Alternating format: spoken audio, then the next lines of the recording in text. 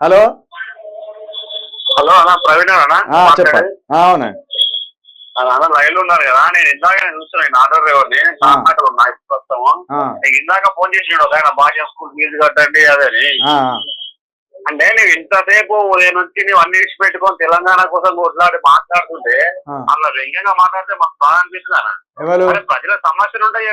ఆయన అంటుండే కదా సార్ మా ఫీజు కట్టాలని. నీవే ఇంక్రిమెంట్ కావాలని ఎప్పటి నుంచో అడుగుతున్నావు. ఇంతమంది సమాజంలో మన తెలంగాణలో చూస్తున్నారు కదా. కనీసం వేస్తురా ఇంతమంది ఉన్నారు, డబ్బులు ఉన్నారు, మస్తు మంది ఉన్నారు చెప్పడానికే. కానీ మన ఇంతకాలం కొట్లాడు ఒక్కరు కూడా నీకు సాయం కూడా ఇస్తారు. ఇప్పుడు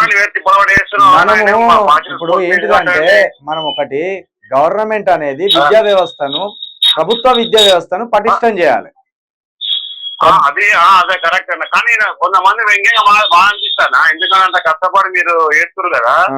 ఆయన చూడు భాష స్కూల్ ఫీజు కట్టండి సార్ మాకు అది కట్టండి. ఇంకొక ఆయన ఫోన్ చేసి ఆయన మాట్లాడడానికైనా వస్తలేదు, సమస్య చెప్పండి చెప్తలేడు.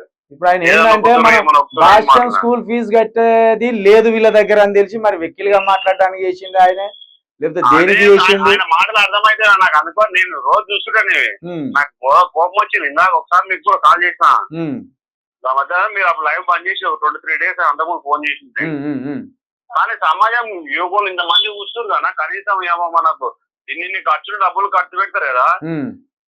ఒకటి రిక్రూట్మెంట్ కి ఒక కెమెరా ఒకటి ఇదొకటి మన యువకులన్నా మేము ఎవరైనా సాయం చేస్తే అయిపోతుంది కదా.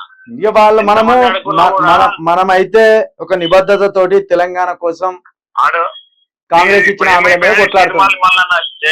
చేయబట్టి ఏమైపోయాయంటే జనాలకు నమ్మడం లేకుండా పోయిందని. అంటే ఎవరైనా వస్తువులు ఇట్లా చెప్తారు అన్నట్లు అయిపోతుంది. ఆడేసింది కదా మొత్తం బట్టగాది చేసే వరకు నమ్మకం అనేది పోయింది అన్నమాట జనాలకు.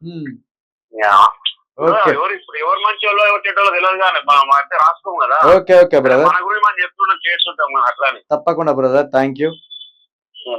ఓకే అన్న. ఓకే.